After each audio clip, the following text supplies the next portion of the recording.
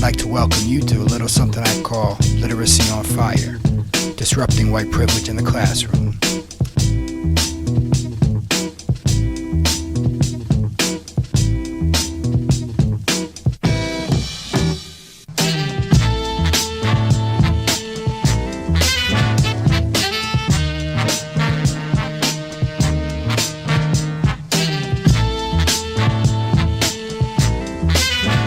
English language arts teacher from Manchester, Connecticut.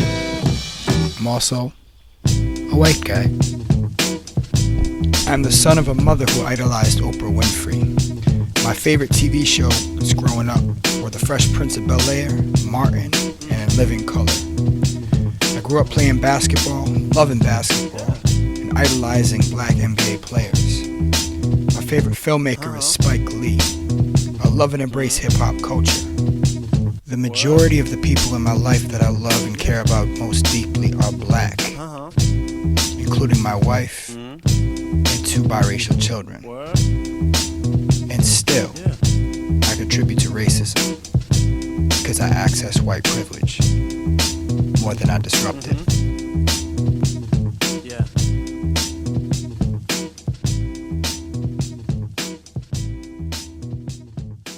Whole concept of whiteness, if you know the history of the whole concept of the white race, where it came from and for what reason, you know that it was a trick and it's worked brilliantly.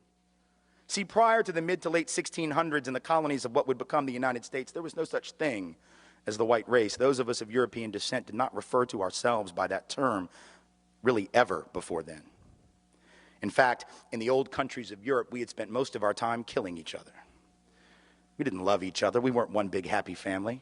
The side of my family that comes from Scotland, hell, they didn't even worry about fighting people outside of Scotland. Highlanders and Lowlanders just fought the hell out of each other.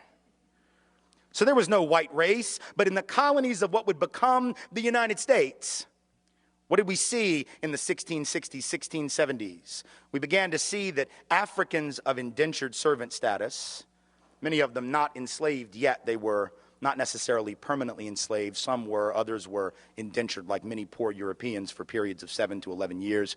They could work off their indenture and then they would be free labor technically. Realized, as did the white indentured servants, the Europeans who hadn't even been called white yet, that they had a lot of things in common, like the fact that they were all getting their clock cleaned by the elite. And so they would get together more than our history books taught us, to foment rebellion against the elite, to try to get a better deal for themselves on the basis of economic necessity and economic justice. And what did the elite do? When you see that you're outnumbered by black and white folks who are penniless, landless, peasants, you have to do one of 2 things. You either have to kill them all, but you can't do that because who's going to work? Rich folks weren't going to. They had to get poor people to work. The whole point was to be a person of leisure back in those days. That was the goal, was not to work. So you couldn't kill them all. You didn't want to kill them all. You had to do the work yourself. You had to build your own levee, build your own house. No. Pick your own tobacco, harvest your own cotton. No, we're not going to do any of that.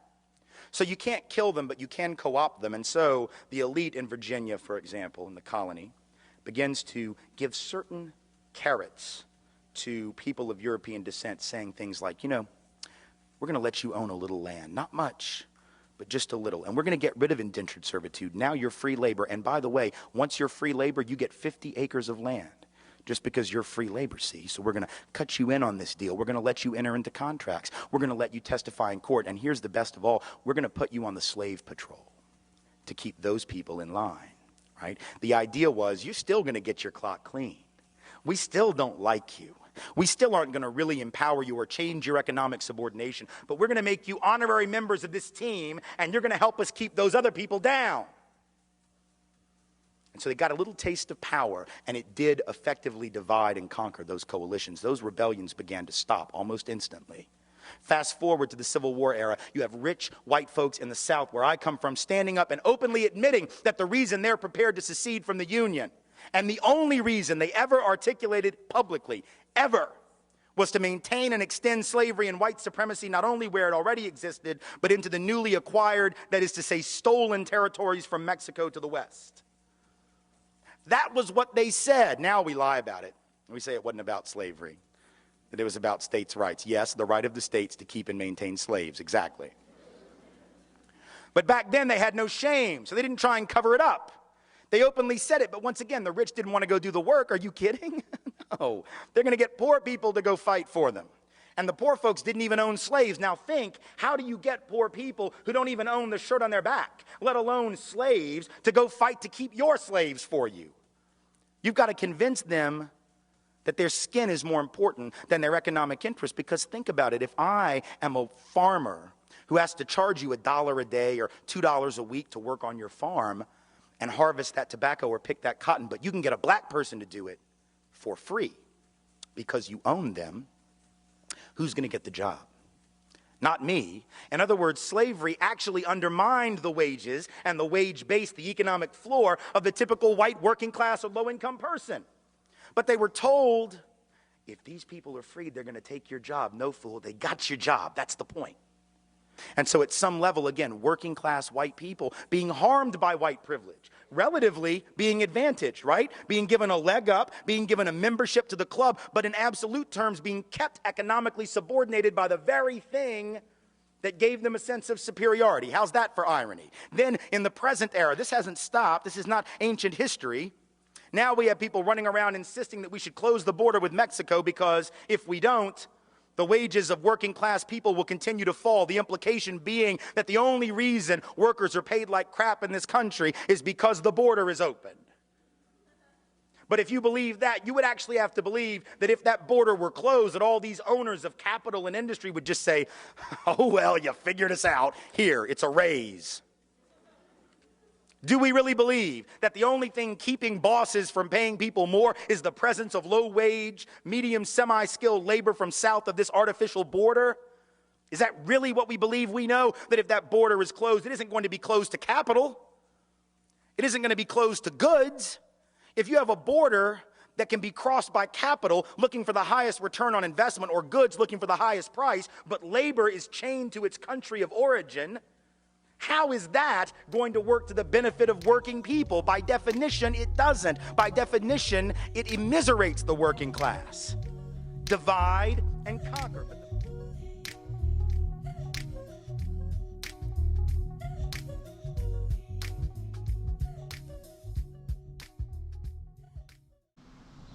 First of all, I have an admission.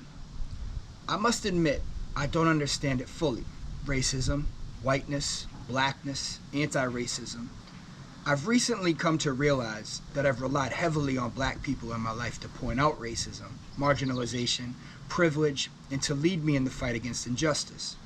Dr. Jamila Liskott says in her essential text for educators, Black Appetite, White Food, we are blind to our own complicity. We are blind to our positionality. We naturally have blind spots, and we need to listen and look to black voices to see the modes in which we access white privilege on a daily basis. We are not traditionally educated to identify, reverse engineer, and be critical of white privilege. This in itself is evident in the presence of systemic racism in our school system. This is the evidence right here. I don't have all the answers, but I'm confident that the disruption of white privilege is where we must start if we are truly dedicated to dismantling systemic racism. I am but a work in progress who exists on the spectrum between racist and anti-racist. Here I am.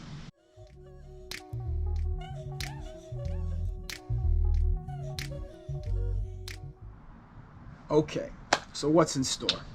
Literacy on Fire was created to present an approach to developing your pedagogy, along with specific methodology to implement into your classroom learning. For the K-4 educator, this more relates to pedagogy, but isn't limited to that. For grades 5 to 12 educators, it includes specific approaches to literacy instruction. Essentially, it's an argument that critical literacy is not being effectively implemented into the school system, which perpetuates racism, particularly in regards to developing a student's ability to identify, read, and be critical of, right, systemic racism. The module is, more than anything, a nudge to open your mind to the revolutionary ways we can reimagine the educational system, starting with your classroom, in a way that supports our youth to develop the skills necessary for constructing a better future. We must begin to consider that being able to read the systems of which we are a part is a literacy in itself. You can break it down into steps similar to reading literacy.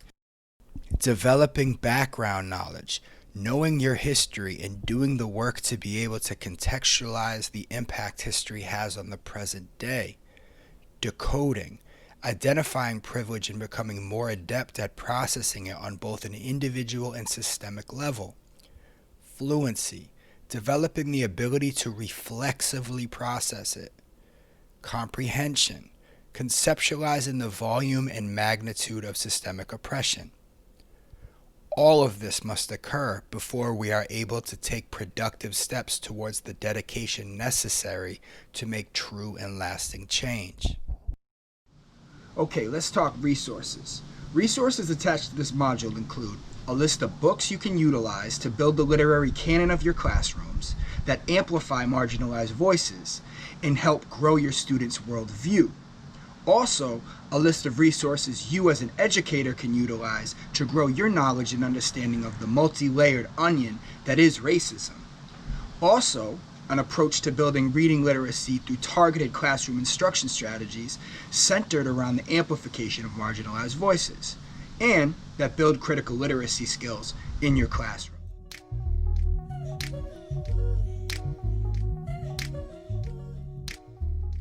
I want to give a huge shout out to Dr. Jamila Liskott for her work as the fundamental influence for the instructional strategies in this module. I also want to give thanks as well to Dr. Bettina L. Love, Dr. Chris Emden, and Dr. Cornell West for influencing my practices as an educator and a white human through their work. I'd also like to shout out and give a big thanks to my mentors, Ryan Parker, Ashley Akwazi, and Renice Washington, for their continued love, patience, and support throughout my journey on the path towards being a social justice educator and a disruptor of white privilege. Check out Ryan and Ashley's module if you haven't already. Lastly, I want to give a very special thanks to Justice Lopez. I have Justice to thank for so much of the work that I am immersed in, for introducing me into the spaces that I navigate, and for influencing me to never stop fighting the fight against injustice and to always work on maintaining joy throughout the process. I appreciate you, Lo. Okay, I'm going to attempt to break down white privilege as simply as possible. White privilege is the ability to access benefits at the expense of racism, at the expense of black lives. White privilege does greatly serve me. It caters to me. I may access it intentionally or inadvertently. White privilege is access to comfort, safety, and opportunity. It's a multi-generational system of thought and function that acts as the foundational framework for racism. White privilege articulates black history as a piece of white world and white U.S. history, rather than a parallel experience. The white experience dominates most history classes and ELA classes, placing whiteness at the center, where black people play supporting roles. Blackness is rarely, if ever, addressed outside of how the black people intersect with the white experience. When it does intersect, black people are more commonly presented as subservient, oppressed, and downtrodden, which normalizes negative black experiences.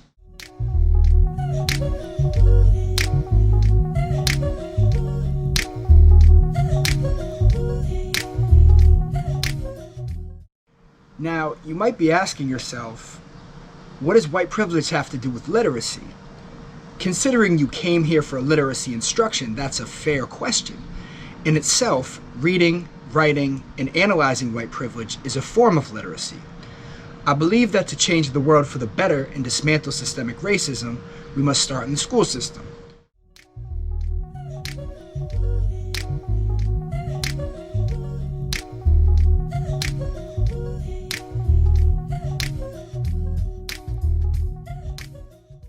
The disruption of white privilege is a literacy in itself, and it pairs well with building reading literacy. By amplifying black voices through the literature and history we study and the canon we build in our classroom.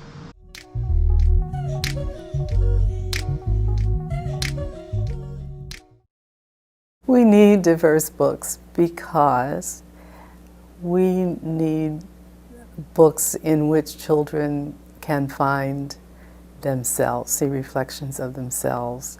I wrote a piece, maybe 1990 it was published, which I called Mirrors, Windows, and Sliding Glass Doors. And I think that's really why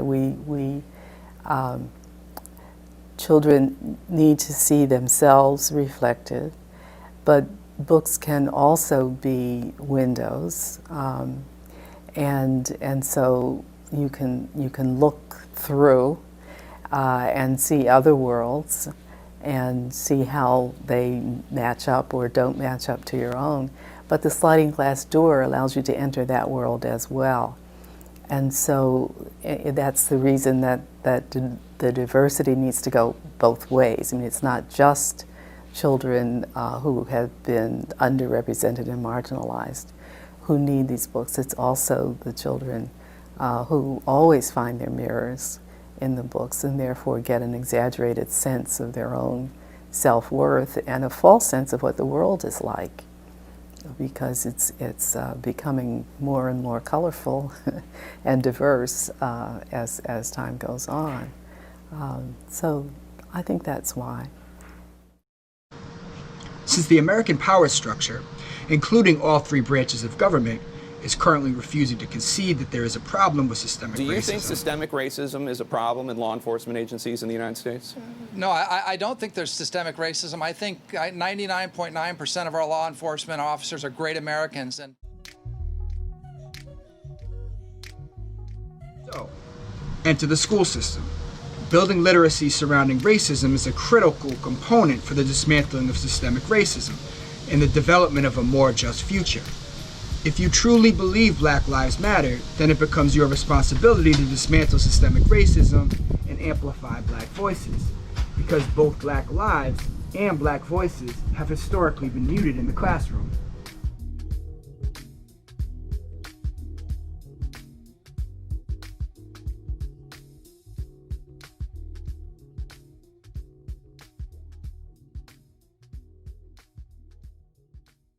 Divide and conquer. But the best example of all, perhaps, in the contemporary era, in the greater New Orleans area after Katrina. Here you have two communities that were the most hard hit. The lower Ninth Ward, mostly black community, 94% African American, about 40% official poverty rate, heavy working class community.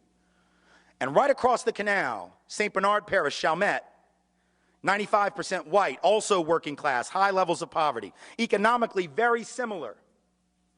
And at the end of the day, in those first few days of September 2005, more similar than they probably would have realized.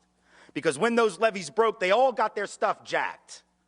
They all got their stuff destroyed. But if you had asked white folks in Chalmette, and I've done it, who was the cause of the problems in the greater New Orleans area prior to that flooding, they would have pointed across that canal at those black folks. Wouldn't have called them black folks, and would have said, there, that's the problem. 70% of the white folks in St. Bernard Parish voted for David Duke, white supremacist, neo-Nazi, former head of the largest Ku Klux Klan group in the United States when he ran for governor in 1991. 7 out of 10 gladly voted for him because he was blaming black folks for all of their problems, and they bought it. What's the irony?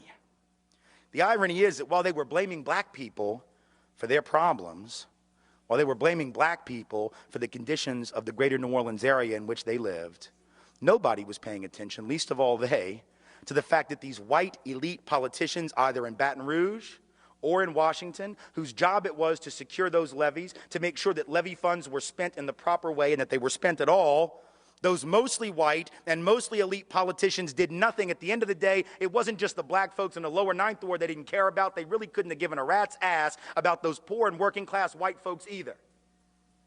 And yet, when the people of Chalmette, people of St. Bernard Parish got back into session, first time they had a city council meeting, parish council meeting after the flooding, the lights aren't even on yet. The water isn't even hooked up. And the first order of business was to pass an ordinance saying that you couldn't rent property in St. Bernard Parish to anyone who wasn't a blood relative. Now, I'll leave it to your imagination as to why you'd want to pass a law. That law had never existed before. But now that it's been emptied out and you don't know who might come back, that's a damn good way to keep black people out, isn't it? Because if you're 95% white to begin with, if you pass an ordinance that says that, that's a great, you can't say no blacks need apply. You can't say no blacks allowed, but that was an ingenious way to get around the law. Now, they got caught. There was a lawsuit threatening, they got rid of the ordinance. But my point in bringing it up is to say, once again, divide and conquer is working. These white folks in Chalmette need to march across that canal and join hands with the black folks who've been sitting there more than willing to work with them for an awful long time and march on Baton Rouge and march on D.C. and march on the Corps of Engineers and recognize their commonality of interest. But the whiteness and the lure of whiteness has tricked these have nothing in their bank account white people into believing that they got more in common with the rich white folks on St. Charles Avenue that didn't lose anything in that flooding than they have in common with the black working class folks who live about 500 yards away.